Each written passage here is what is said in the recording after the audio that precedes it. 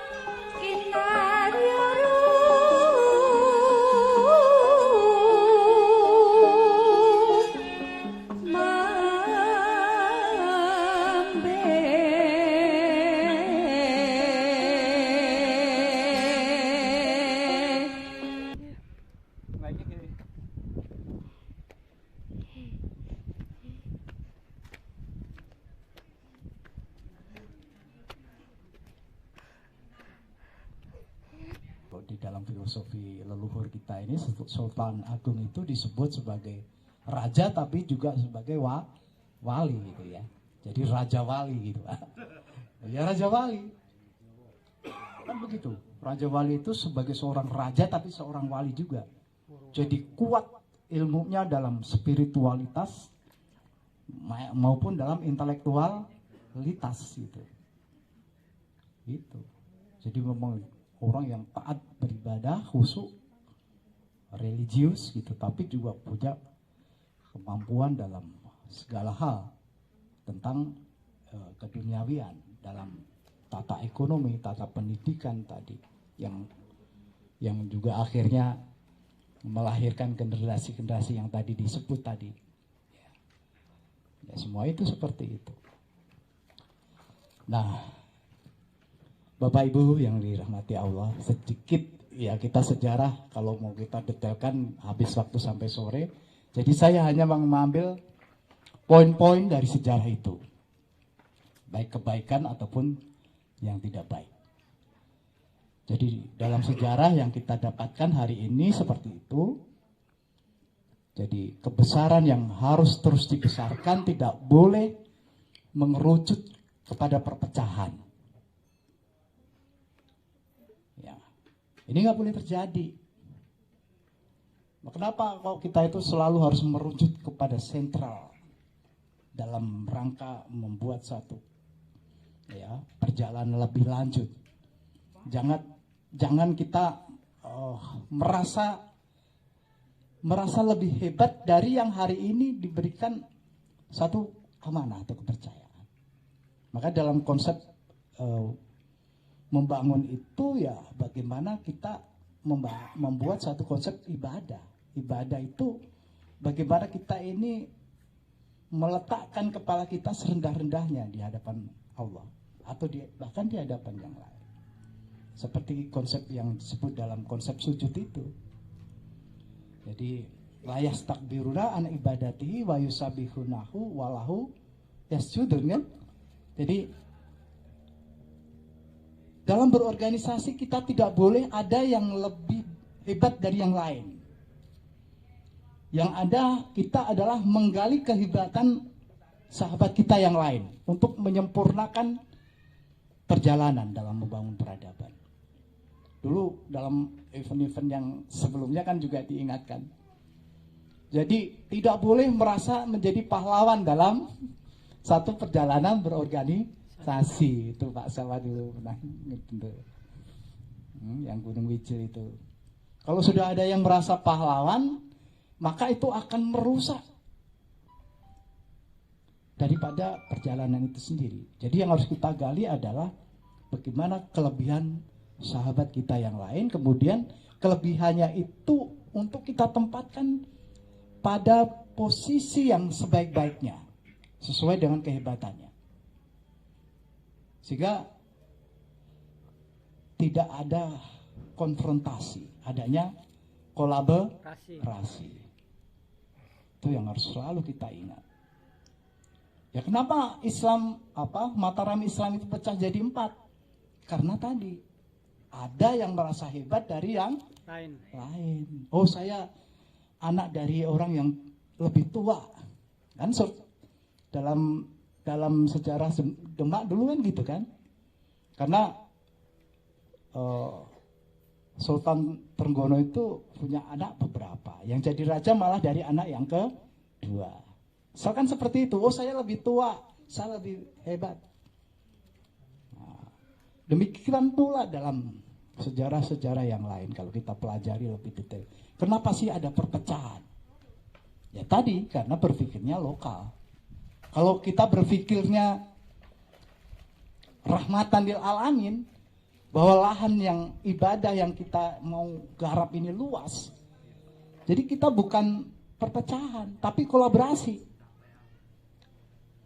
Dalam bidang apapun. Kalau kita hanya berpikir Jogja, catering. Ini jualan catering. Sudah besok berebut pelanggan, ya nggak Pak Mul? Banting-bantingan harga. Atau rebutan pelanggan. Padahal catering itu bisa seluruh dunia. Seluruh Indonesia aja belum tergarap.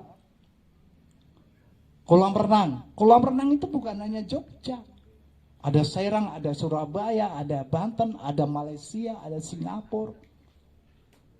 Yang belum Bapak Ibu optimasi tadi. Kalau dikerjakan sendiri kata Pak Fadlan, bisa impor, mostingin satu-satu, ya. Lah itu kita kolaborasi gimana caranya menguasai Malaysia. Ya Bu Nur, Singapura,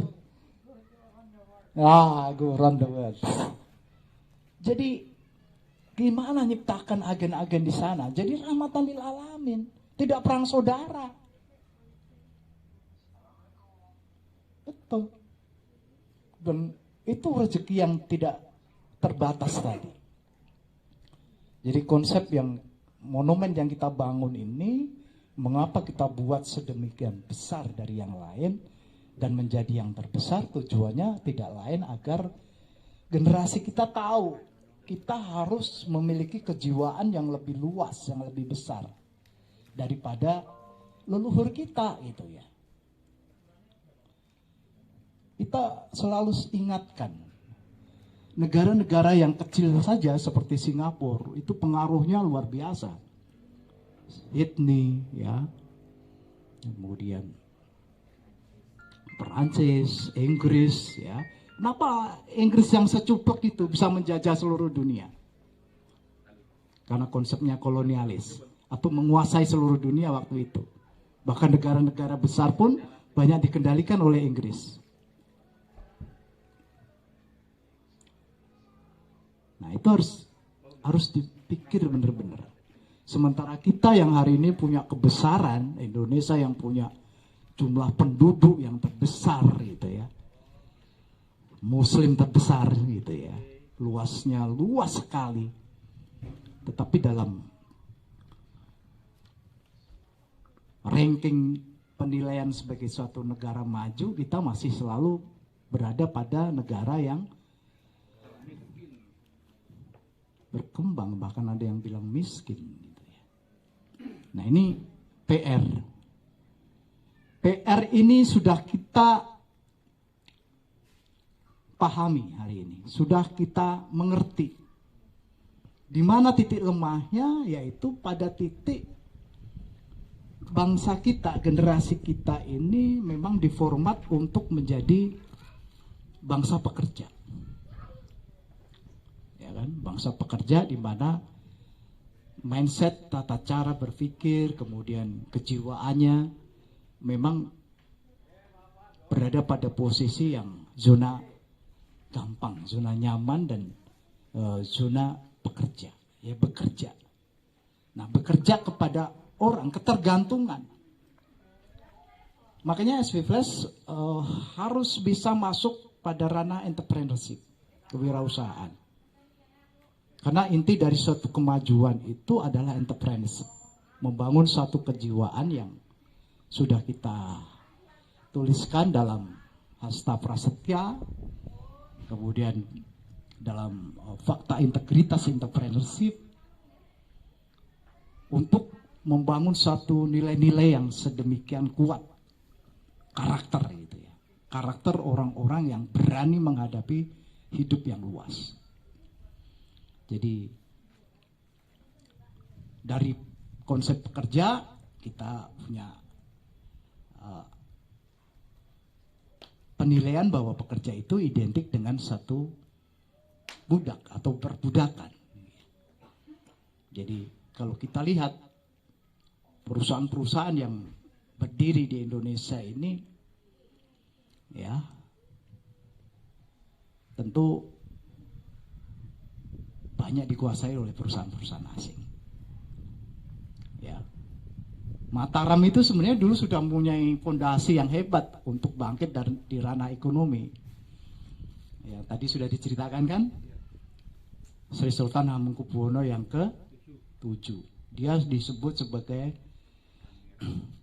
Pangeran Sugih. Kenapa? Dia meletakkan fondasi ekonomi pada zamannya gitu. Dengan membangun misalkan pabrik madu kesmo, ya Hotel Ambarukmo, ya sudah mulai fondasinya itu, gitu. Ya. Dan itu disadari oleh Sultan yang berikutnya, yang ke-8, yang memiliki gelar Pangeran Pinter. Kenapa? Karena untuk sugih itu tanpa pendidikan nonsen.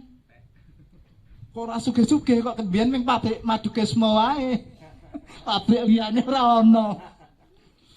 Terus hotelnya Ambarukmo. Sing ketok gede gagah ya kan. Ya. Santai saya ora sandika hotel. Iya udah wong Yogya.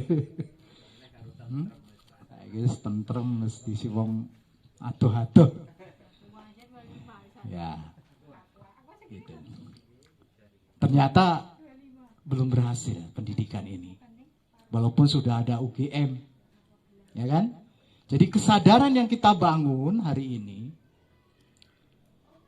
setelah ada Pangeran Sugih, ada Pangeran Pinter, itu belum bisa merubah Jogja lebih hebat atau Indonesia lebih hebat. Masih, buktinya apa ya, masih tergolong Indonesia ini menjadi negara yang hari ini belum dikatakan negara kaya atau bahkan menengah, bahkan masih ada yang bilang miskin gitu, negara miskin kita ini, Pak. Bahkan ada media yang ngatain Jogja itu daerah termiskin. Kadang-kadang kita emosi juga aspek tentang Jogja. Apa aja sih ya? Nih ya tenan nih. Hah? Pak Hidayat sangat tidak duitnya mumet. Nah itu. Maka harus bijaksana nggak kita? Harus bijaksana. Makanya Sultan yang ke-9 itu adalah Pangeran Bijaksana. Pangeran yang wijaksono.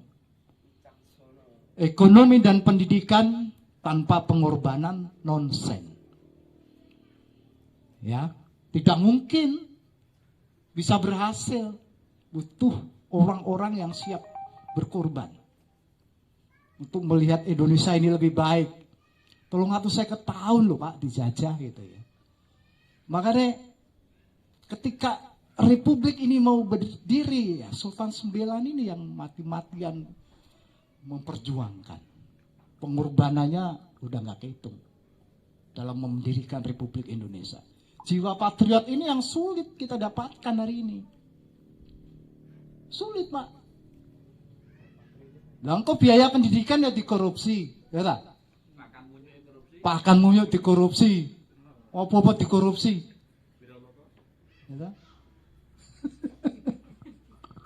Luar biasa. Maka Jamaah Sri itu luar biasa. Harus muncul jiwa-jiwa itu untuk mengangkat pendidikan ini hari ini. Pendidikan yang ada belum menyasar kepada membentuk manusia merdeka. Mau UGM kayak apa, semuanya yang dicetak adalah pekerja. Ya. Pekerja sebesar UGM itu masih hari ini kurikulumnya adalah kurikulum pekerja. Entrepreneurship-nya. Maka kita bikin sekolah entrepreneur ini ya dalam rangka itu. Betul-betul kita berfokus bagaimana mencetak wirausaha yang betul-betul mampu memiliki satu jiwa pengorbanan yang tinggi. Ya. sudah dicontohkan oleh Sri Sultan Hamengkubuwono yang ke-9, leluhur kita hari ini ya, di sini. Berapa sumbangannya waktu mau merdeka tadi? 68 triliun. Waktu itu, ketika Indonesia belum punya duit, harta yang ada di Jogja ini diserahkan kepada Republik untuk membangun.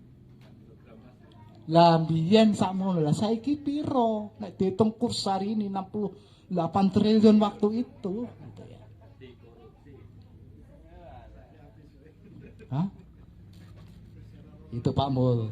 Ya, kalau kita mau belajar sejarah itu.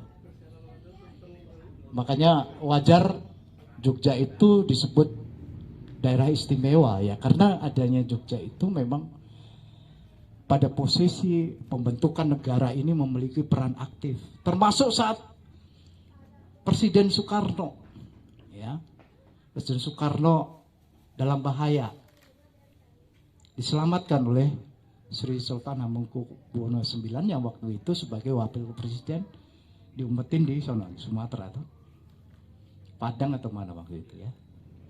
Nah itu, jadi pembelaannya terhadap keamanan negara juga luar biasa. Makanya di SV Flash itu juga ada sanggup membela itu begitu Pak. Jangan ada pimpinannya masalah malah biarin aja, jorokin aja. Ya, kalau waktu itu Sri Sultan Hamengkubuwono ke-9 mau jadi orang pertama juga, udah biarin aja, lanjut aja gitu kan. Tapi begitu sudah aman, tarik lagi Pak Karno itu, didudukan lagi menjadi presiden.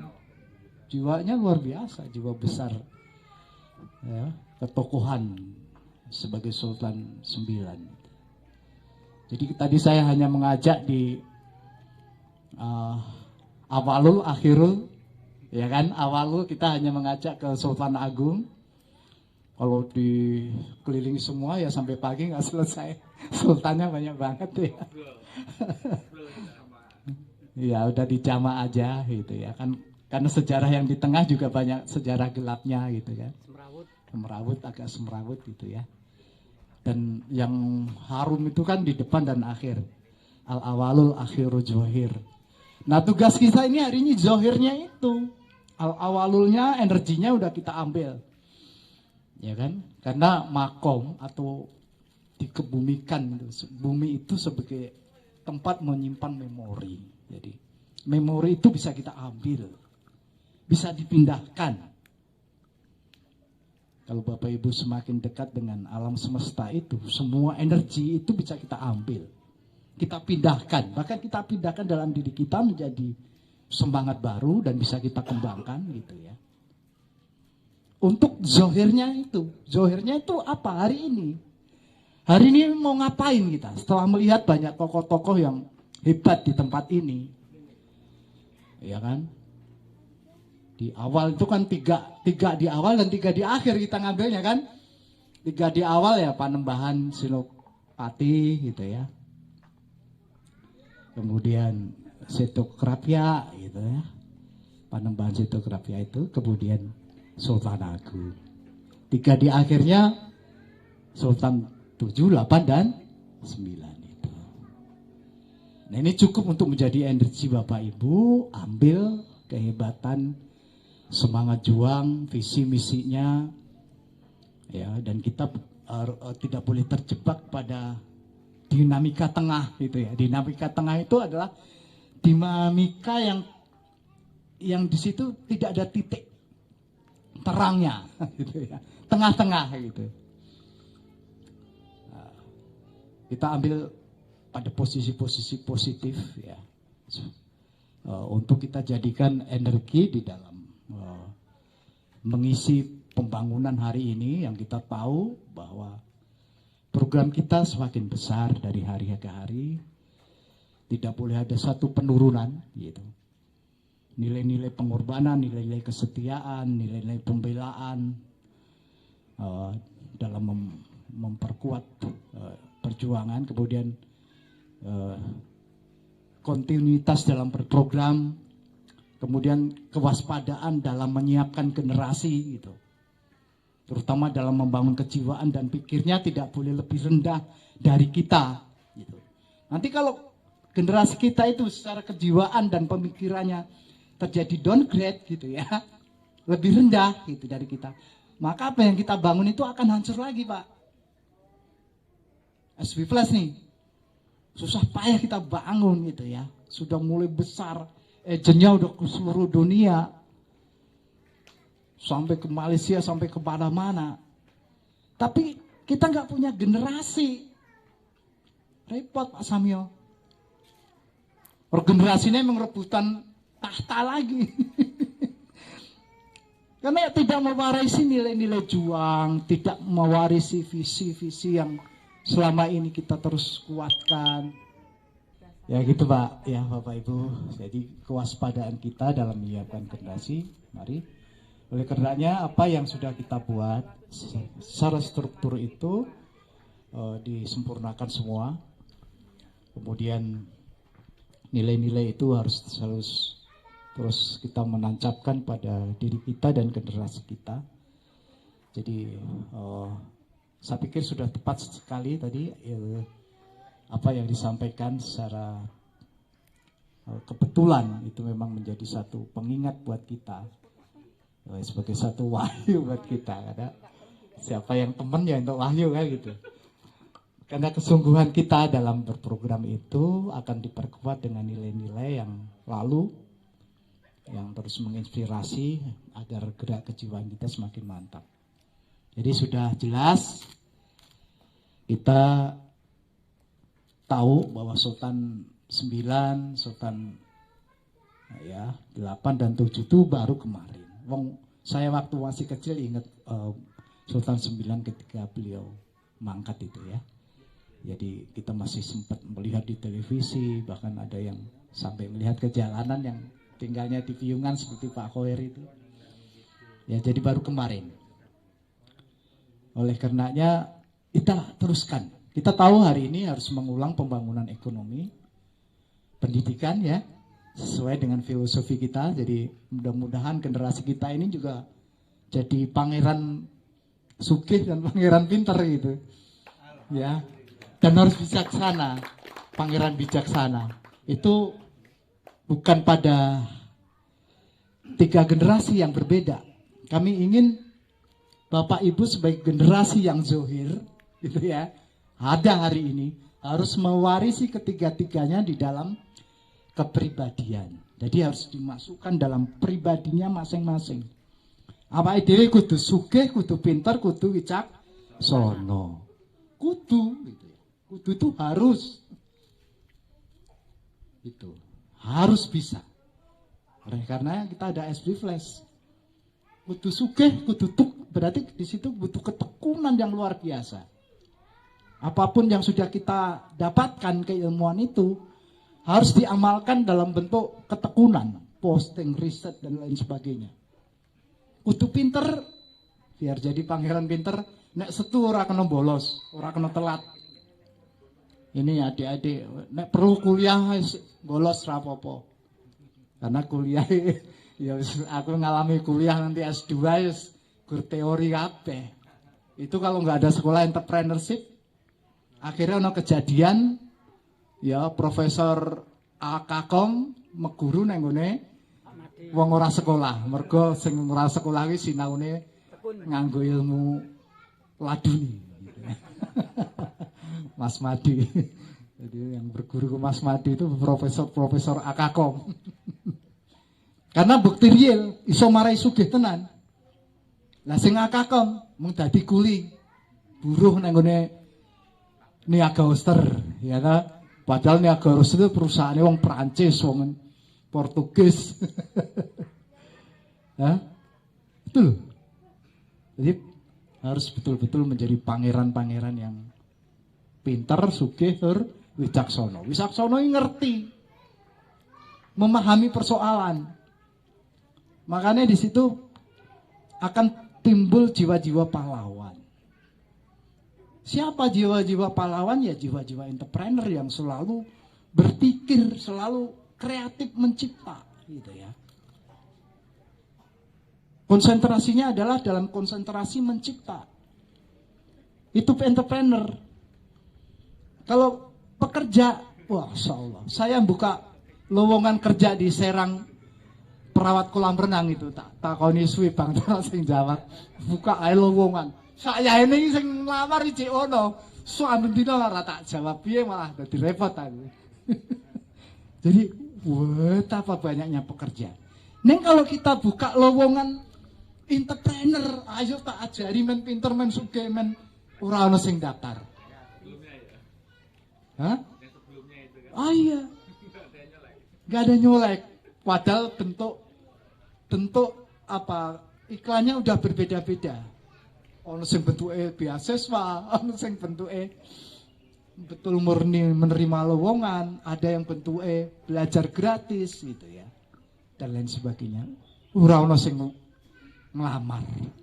Ora ada. Jadi memang bentuknya tadi untuk kolaborasi dalam hal itu ini tantangan bagi kita untuk menciptakan entrepreneur baru, untuk kita biasakan kolaborasi yang terus menerus. Ini pekerjaan kita. Dan kreativitas harus kita bangun secara terus menerus. Jadi tugas kita adalah melihat, mendengar, menganalisis, kemudian kita riset gitu ya. Kita analisis dulu, dari analisis itu kita bisa melihat suatu peluang. Terus kita riset. Itu pekerjaan kita hari-hari. Nek posting nanti cari tukangnya gitu ya, tukang posting. Sehingga endingnya nanti kita menjadi pencipta. Karena kita mencipta terus ya, dengan prihatin gitu ya, dengan membaca, mendengar, melihat. Lama-lama itulah yang disebut dengan Sang Maha Pencipta. Karena tugas kita menciptakan hal-hal baru yang belum ada. Yang bisa kita jadikan alat untuk menggerakkan perekonomian. Ya. Jadi konsepnya bukan hanya Jogja. Terlalu sempit hidup kita kalau hari ini hanya bicara Jogja. Ini udah global setting. Manusia bisa terhubung dengan manusia yang lain dari seluruh penjuru dunia. Ya kan? Jadi untuk membuat suatu perubahan besar itu tidak memerlukan place yang besar. Cukup dari Singapura atau bahkan cukup dari Bantul aja kita bisa menguasai dunia, Pak. Ora perlu teritorial yang luas-luas amat gitu. Yang kita butuhkan adalah hari ini space yang luas. Jadi cara berpikir yang luas. Ya, kejiwaan yang luas. Ingat amanah kita adalah rahmatan lil alamin. Bagaimana memutar kehidupan ini lebih sejahtera. Dan hari ini kan kita udah banyak channel yang bisa kita manfaatkan, yang sama-sama berpikir tentang global setting. Ya kan? Ada Google, ada Facebook, ada lain-lain. Media-media itu akan membantu kita dalam mengembangkan kejiwaan dan pemikiran.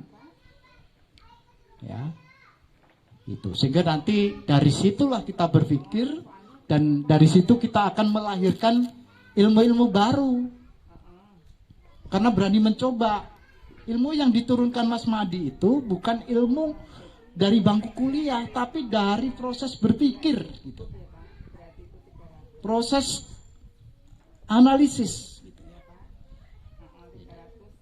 Kita pun bisa, Bapak Ibu, anak-anak ini bisa. Kalau menekuni suatu pekerjaan, logical semakin hidup, pikiran ini makin hidup, itu nanti akan banyak menemukan hal-hal baru yang bisa dikembangkan. Dan itu harapan kita.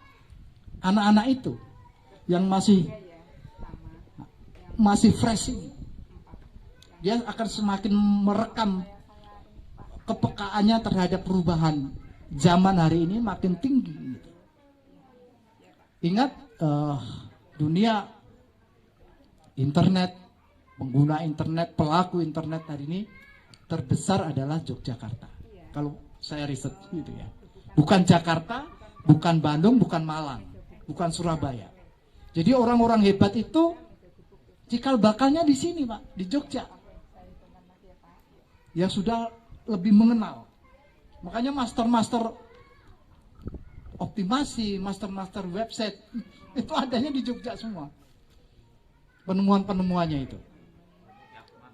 Ya. Itu. Nah, ini kita buat ruangnya ya, kita buat ruangnya yang seluas-luasnya untuk bisa mengembangkan diri. Kami yakin bahwa investasi hari ini dalam bentuk pendidikan itu akan membuat suatu perubahan ekonomi yang dahsyat itu di kurun waktu yang kita harapkan dalam 2-3 tahun yang akan datang itu sudah ada perubahan-perubahan yang luar biasa, sehingga apa yang dikatakan zaman emas ya, kalau subuh itu ya, bimbing kembar angin kembar itu 2025 itu kita start itu ya. Udah kita start dari kecil aja, daerah istimewa Bantul itu. Daerah istimewa Bantul ini akan menjadi suatu yang istimewa dengan keistimewaannya dalam apa nih ya, kemajuan terdepannya. Gitu. Jadi mari kita yakini dan kita akidahi ini sudah tepat. Tinggal konsistensi dan keseriusan yang harus kita kembangkan, harus kita tekuni hari-hari. Dan kami berharap semuanya bergerak untuk rekrutmen. SP Flash bukan pada posisi kita hari ini, tapi SP Flash ke depan harus pada posisi pengembangan. Siapapun punya tugas yang mulia untuk merekrut kiri kanan adik-adik generasi pelanjutnya untuk kita didik dalam entrepreneurship, sehingga nanti suatu saat ada perubahan besar yang dalam waktu yang tidak terlalu lama. Ya, akhir bulan ini kita isi dengan pendidikan ini supaya tidak ada satu ketegangan dalam mengkawal akhir bulan. Ya, besok semuanya harus fokus kepada pengkawalan program. Saya yakin dan optimis karena fokus kita di dalam berjuang melanjutkan cita-cita besar para pemimpin-pemimpin leluhur-leluhur kita yang mempunyai keluhuran ini, tentu akan selalu ada tolong ya, dan selalu ada kemudahan-kemudahan di dalam menyelesaikan tugas-tugas kita, mensukseskan program-program kita. Demikian saja, hadarullahu yarana wa ifatna walhamdulillahirabbil alamin. Merdeka. Merdeka. Pada Bapak Pembina yang telah memberikan tausiah pada kita semua, mari kita berikan aplaus buat Bapak ini. Ya, terima kasih. Sangat jelas ya yang disampaikan Bapak Pembina, bagaimana generasi kita, generasi penerus bisa mengambil hikmah di arah kita ya. Tadi sudah dijelaskan bahwa dalam ziarah ini banyak pelajaran yang harus kita ambil hikmahnya dan harus menjadi jiwa yang menjiwai dalam diri kita. Pangeran pintar, pangeran sugih dan wicaksana harus ada dalam diri kita, yaitu dengan caranya entrepreneurship. Jadi telah dijelaskan tadi juga sama Bapak pengawas ya, kalau kita mulai online ini juga umurnya 35. Nah, generasi seperti Mbak Sekar ini generasi emas ya, umurnya 20. Ini juga telah diwujudkan oleh para pemuda-pemuda bagaimana bisa mempersatukan Indonesia ya, dengan Sumpah Pemuda itu juga umurnya itu 20-an itu kalau kita lihat itu. Tokohnya itu ya disebut bocil. Mari kita ambil hikmah semua sehingga SP Flash bisa mendunia ya. Untuk selanjutnya untuk lain-lain bisa dipandu Bapak pengawas. Kepada Bapak Sugeng Wiono dipersilakan. Assalamualaikum warahmatullahi wabarakatuh.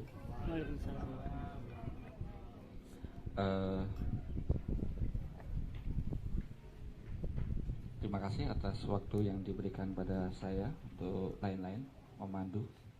Monggo lain-lain tanggapan, harapan, usulan dari seluruh rekan-rekan semua yang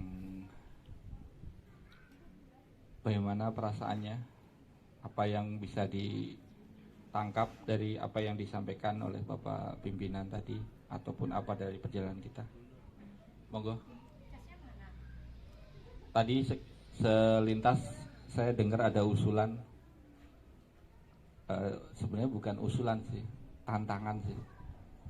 Berani nggak oke kayak di sini rutin gitu. Ada yang nantang tadi. Berani nggak teman-teman? Berani. Kok cuma satu yang berani? Nah, boleh tuh. Pagi atau sore gitu kan? Pagi. Nah, ini panitianya. Berapa kali? Nah. 4 kali. Ya, itu bisa nanti karena memang di sini oksigennya berlebih ya, luar biasa di sini. Jadi ibaratnya itu kalau kita di rumah sakit beli oksigen 1 tabung gitu, berapa Pak Fadlan? Waktu itu ya kita membawain Pak Mel 150.000 ya Pak Mel, 150.000. Wah, nyarinya juga susah. Nah ini di sini kita bisa, ini oksigennya berlebih nih, nggak pakai polusi.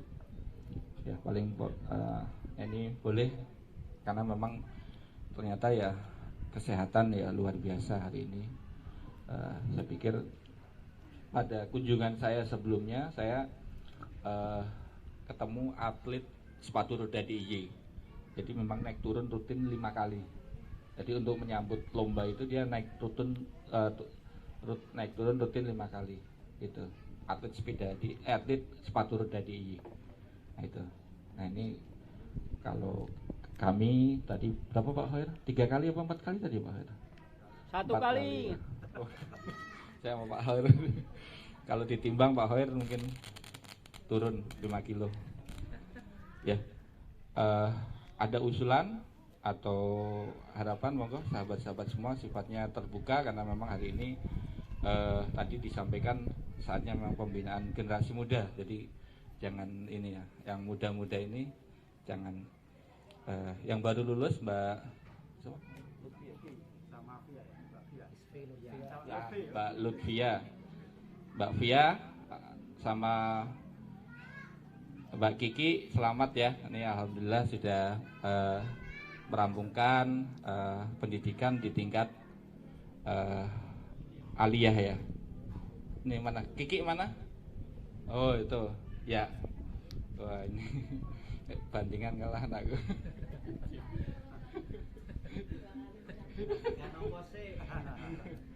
Ya, nanti Mbak Lutfia nanti bisa tadi bapaknya sudah mengeluh tadi bapak sudah mengeluh, abinya sudah mengeluh tadi. Kalau tadi sebenarnya ngomongnya gak ke sini sih, tadi ngomongnya ke sana.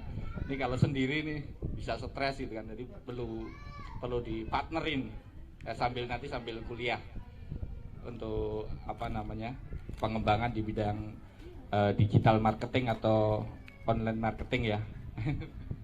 Udah ada tenaganya Pak Fadlan, tidak perlu merekrut ya, atau Pak Samio mungkin ada generasi Pak ya, bisa nah itu kalau Pak itu tetap sebagai apa untuk menarik bisa itu.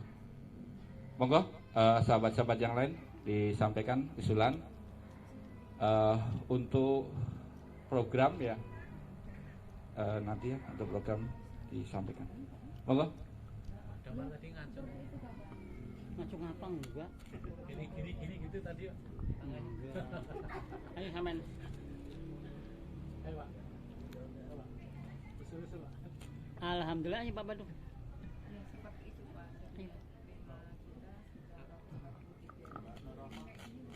Ini Pak Bandung ya. Ya walaupun Pak Bandung ini Jakarta, ternyata alhamdulillah kemarin Ibu ya, Bu siapa? Bu Rubiati alhamdulillah bisa ke Bantul. Nanti ada lagi Pak, Mbak Fira. Nah ini juga nanti menyusul. Tadi alhamdulillah bisa join di sini. Monggo, usulan atau pengalaman tadi yang di sini. Ibu-ibu. Ibu. Bismillahirrahmanirrahim. Assalamualaikum warahmatullahi wabarakatuh. Merdeka. Merdeka. Yang terhormat Bapak Pembina SB Plus Bapak Sugeng Mulyadi beserta keluarga, yang kami hormati Bapak Pengawas SB Plus Bapak Sugeng Yana beserta keluarga, dan Bapak Ketua SB Plus Bapak Ahmad Fadlan Abrori beserta keluarga, dan seluruh sahabat peserta pembinaan hari ini. Alhamdulillah menanggapi ya acara untuk hari ini. Kalau untuk saran belum ada saran ya, ngikut aja sih saya. Kalau untuk masalah program OKK saya ngikut aja. Saya nggak berani iya atau tidak itu enggak. Kalau ngikut aja. Kalau memang diprogramkan OKK ke sini berapakah hari sekali atau berapa bulan sekali, monggo ikut aja. Terus untuk menanggapi mengambil acara hari ini ya, untuk mengambil hikmah tentang sejarah atau ini bisa ya, banyak ilmu yang diambil ya dari mendiang sultan-sultan dahulu ya, dari perjalanannya. Saya sendiri belum begitu hafal untuk sejarah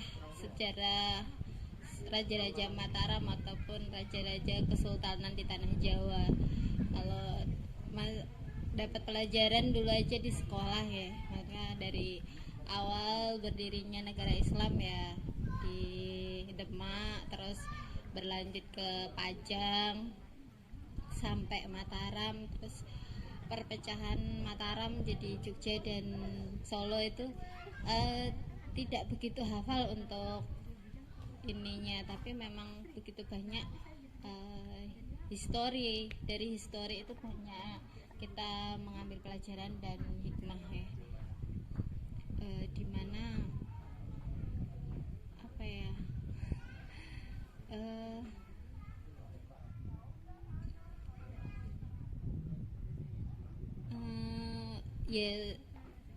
ya yang terkenal ya, yang saya hafal di sekolah dulu memang yang kejayaan Mataram di tangan Sultan Agung Hanyokrokusumo itu saja.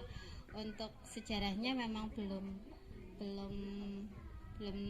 paham betul ya, bagaimana, seperti apa awalnya, seperti itu. Tapi memang semuanya dapat kita ambil pelajaran di kehidupan kita sebagai seorang entrepreneur untuk ke depan ya. Untuk intinya kalau bagi saya ya, jadi entrepreneur tujuannya nggak hanya untuk diri sendiri lah. Misalnya kita kaya atau sukses,